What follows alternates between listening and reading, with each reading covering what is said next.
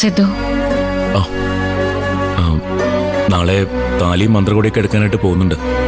ആ സിദ്ധു, കൂടെ വരണമെന്ന് പറയാൻ വേണ്ടിയാ വിളിച്ചത്. ദേവികയും കൂടെ ഉണ്ടെങ്കിൽ അതെനിക്കൊരു സന്തോഷമായേനെ. ഞാനില്ല സിദ്ധു, നിങ്ങൾ എല്ലാവരോടും പോയി എടുത്താൽ മതി.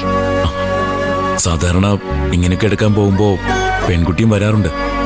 അതൊക്കെയുണ്ട്, പക്ഷെ എന്നെ ഒന്ന് ഒഴിവാക്കിയൊക്കെ. എന്തോ എനിക്ക് താല്പര്യമില്ലാത്തോണ്ടാ. നമുക്ക് പരസ്പരം കാണാൻ പറ്റുന്ന ഒരവസരം കൂടിയാ. അതെനിക്കറിയാം, എന്നാലും വേണ്ട. ദേവികയ്ക്ക് ഇഷ്ടക്കുറവൊന്നുമില്ലല്ലോ അല്ലേ ഈ കല്യാണത്തിന്? ഉണ്ടെന്ന് തോന്നിയോ? ഒന്നും തോന്നിയിട്ടല്ല. സാധാരണ കല്യാണം എടുക്കുമ്പോൾ കാണുന്ന ഒരു എക്സൈറ്റ്മെന്റ് ഉണ്ടല്ലോ, അത് കാണാത്തത് കൊണ്ട് ചോദിച്ചതാ. എക്സൈറ്റ്മെന്റ് ഒക്കെ ഉണ്ടായിരുന്നു സിദ്ധു. അതൊക്കെ ആദ്യത്തെ കല്യാണത്തോടെ തന്നെ കഴിഞ്ഞു. എനിക്കിത് രണ്ടാം ഊഴാണെന്ന് അറിയാലോ. ആ ഒരു പരിഗണന എനിക്ക് തരണം.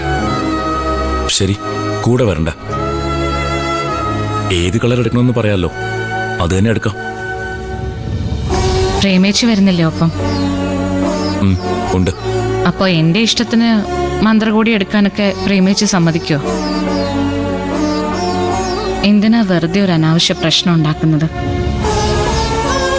അവർക്കിഷ്ടമുള്ളത് തന്നെ എടുത്തോട്ടെ. ഞാൻ അതൊക്കെ എന്റെ ഇഷ്ടമായിട്ട് കണ്ടോളാം. എന്നാലും എനിക്കൊരു അഭിപ്രായം പറയാലോ. തന്റെ ഇഷ്ടം എന്റെ ഇഷ്ടമായിട്ട് ഞാൻ പറഞ്ഞോളാം. അതത്ര പെട്ടെന്നൊന്നും പ്രേമിച്ച് തള്ളിക്കളയത്തില്ല. എല്ലാം എന്റെ ഇഷ്ടത്തിന് നടക്കണം എന്നുള്ള വാശിയൊന്നും എനിക്കില്ല സിദ്ധു.